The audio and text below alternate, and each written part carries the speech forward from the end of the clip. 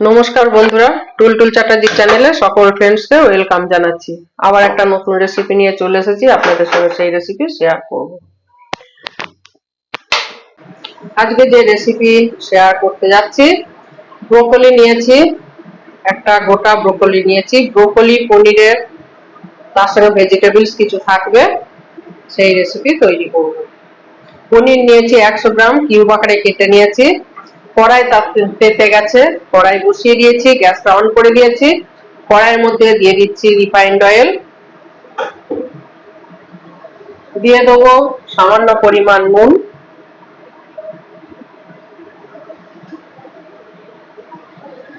একটু নেড়ে চেড়ে নেবো। তেলটাও হয়ে গেছে, পনির গুলো কিউব আকারে যে কেটে রেখেছি একটু ভেজে নেবো তেলেতে। পনির দিয়ে ব্রোকলির এই রেসিপিটি খেতে দারুণ লাগবে, লুচি, পরোটা, কচুরি, ভাত সবকিছুর সঙ্গেই খাওয়া যাবে।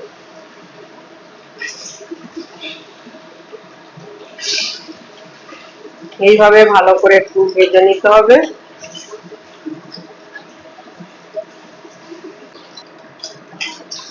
এরপর আমার ভাজা হয়ে গেছে পনির গুলো, হালকা করে নেড়ে নিলাম।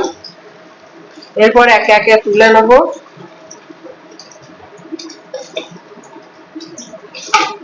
ব্রোকলিটাও কেটে ধুয়ে রেখেছি। ব্রোকলি খুবই নরম হয়। পুরো রেসিপি আমি করব রিফাইন্ড অয়েল মানে সাদা তেলে, আপনারা চাইলে সরষের তেলেতেও করতে পারেন। এই তেলের মধ্যেই আমি দিয়ে দেবো ব্রোকলি গুলো, হালকা করে নেড়ে নেবো।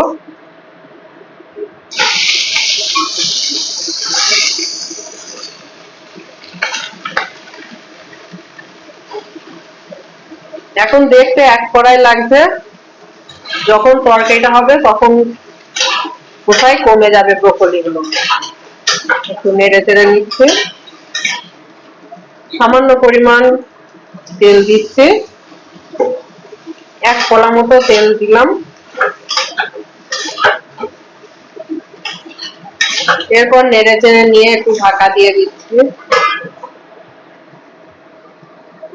এরপর ঢাকাটা খুলছি, খুব হালকা করে নেড়ে নিলাম। এরপর ব্রোকলি গুলো এই প্লেটটার মধ্যে ঢেলে রাখছি।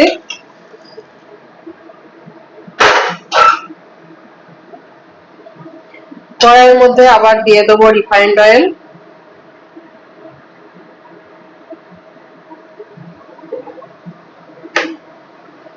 দিয়ে দেবো ফোড়নে সাদা জিরে,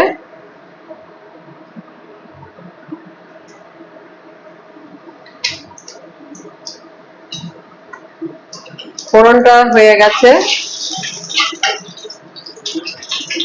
দিয়ে দেবো রসুন কুচি, রসুন কুচি কুচি করে রেখেছি, রসুন কুচি দিয়ে দিচ্ছি।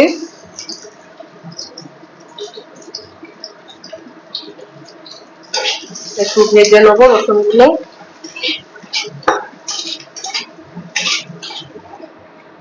রসুন গুলো নেড়ে চেড়ে নিয়েছি, রসুনের মধ্যে থেকে যে কাঁচা গন্ধ সেটা যাতে বেরিয়ে যায় সেই রকমই নাড়লাম। এরপর নিয়েছি পেঁয়াজ, কুচি কুচি করে নিয়ে রেখে দিয়েছি, পেঁয়াজ কুচি গুলো দিয়ে দেবো।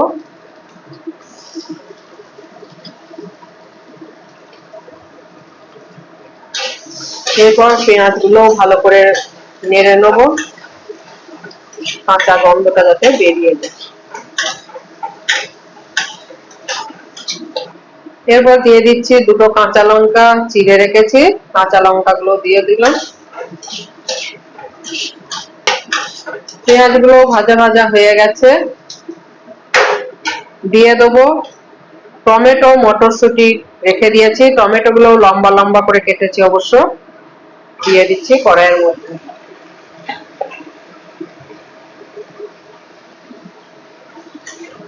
এরপর আবার ভালো করে নেড়ে চেড়ে নেবো। এর মধ্যে দিয়ে দিচ্ছি গাজর, লম্বা লম্বা করে কেটে রেখেছি, গাজর, ক্যাপসিকাম এগুলো দিয়ে দিচ্ছি। ক্যাপসিকামও লম্বা লম্বা করে কাটা আছে, নেড়ে চেড়ে নিচ্ছি। এরপর খুব ভালো করে নেড়ে নেবো।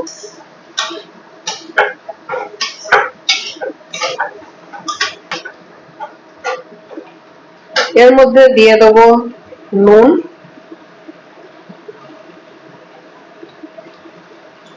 একটু নুন দিলাম, দিয়ে দেবো হলুদ গুঁড়ো,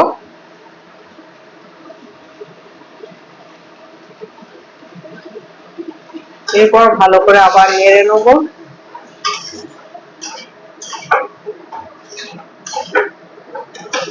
এখন একটু ঢাকা দিয়ে দিচ্ছি, আবার একবার ঢাকাটা খুলে নেড়ে নেবো।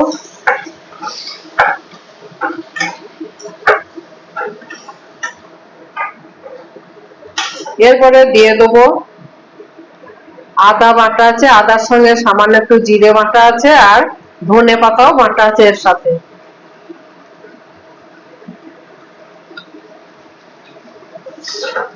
আদা, ধনে পাতা একটু আর জিরে এই পেস্ট করা আছে, মিশিয়ে দিলাম।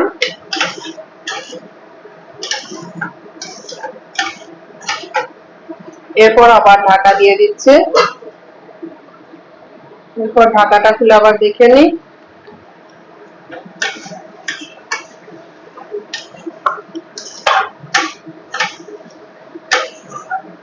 ভালো করে নেড়ে নিয়েছি, অনেকটাই কমে গেছে নুনটা দেওয়ার কারণে।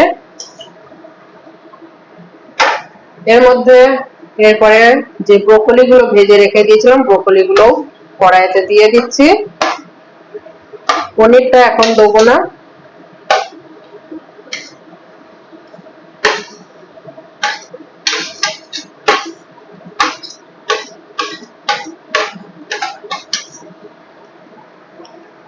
এরপর ভালো করে মিক্স করে নেবো।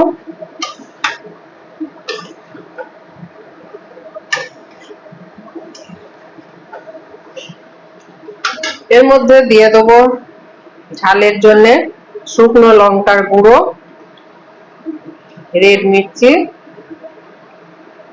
আগেও দুটো কাঁচা লঙ্কা চিড়ে দিয়েছি, সেই দুটো মাথায় রেখেই কিন্তু লঙ্কার গুঁড়ো অ্যাড করতে হবে।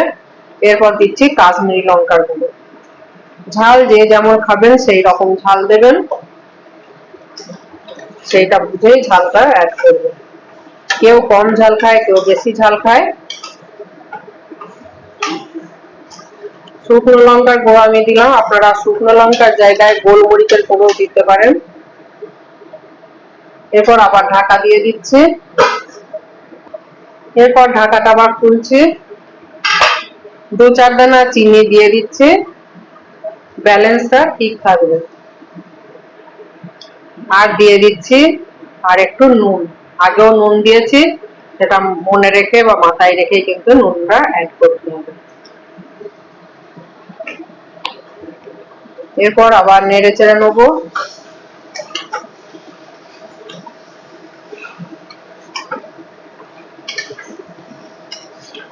এরপর সামান্য একটু জল অ্যাড করব, পোলট্রিটা ধুয়ে নেব।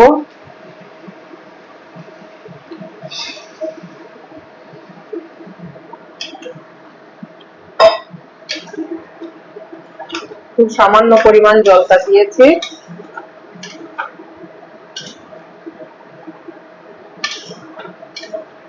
খুব ভালো করে মিশিয়ে নিতে হবে।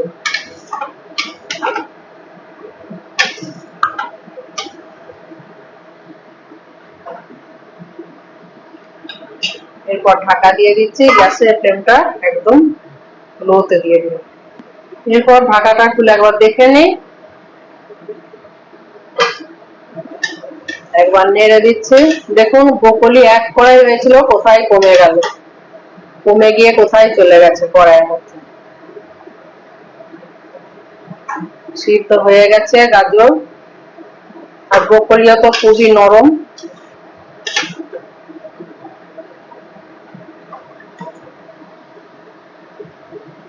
আর একটু ঢাকা দিয়ে রাখছি।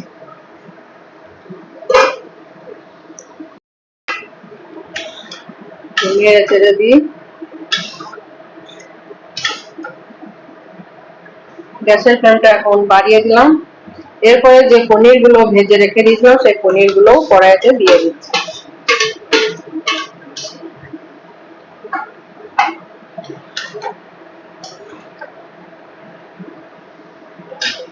কড়াইতে এবার দিয়ে দিচ্ছি একটু সয়া সস,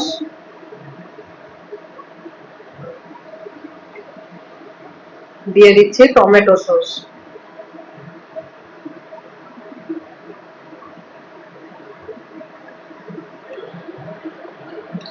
ফ্রিজে ছিল, ফ্রিজ থেকে বার করে আগে থেকে রাখলে হয়তো চট করে পড়ে যেত। এই সসটাও ঘরেতে আমার নিজের হাতে তৈরি করা সস। সসগুলো দিলে একটু বেশ স্পাইসি টাইপের হবে রেসিপিটা।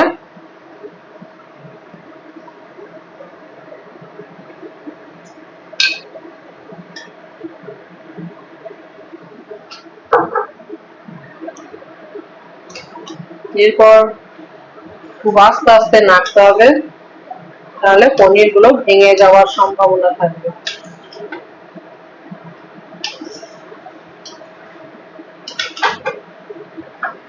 একটু ঢাকা দিয়ে দিচ্ছি। এরপর ঢাকাটা খুলছি, দিয়ে দেবো ধনে জিরে ভাজা মশলা, উপর থেকে একটু ছড়িয়ে দেবো নামানোর আগে। দিয়ে দেবো ধনে পাতা কুচি, একটু বেশি করেই ধনে পাতা কুচিটা দিচ্ছি। একদম স্পাইসি টাইপের হচ্ছে। এইভাবে বাড়িতে একবার তৈরি করবেন, তারপর কমেন্টে লিখে জানাবেন। ঢাকা দিয়ে দিচ্ছি, গ্যাসটা অফ করে দিচ্ছি।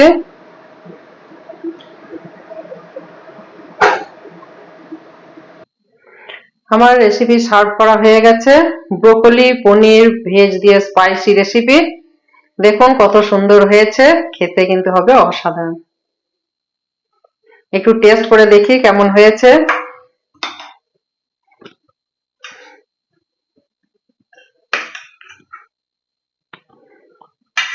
একটু গ্রেভি নিলাম।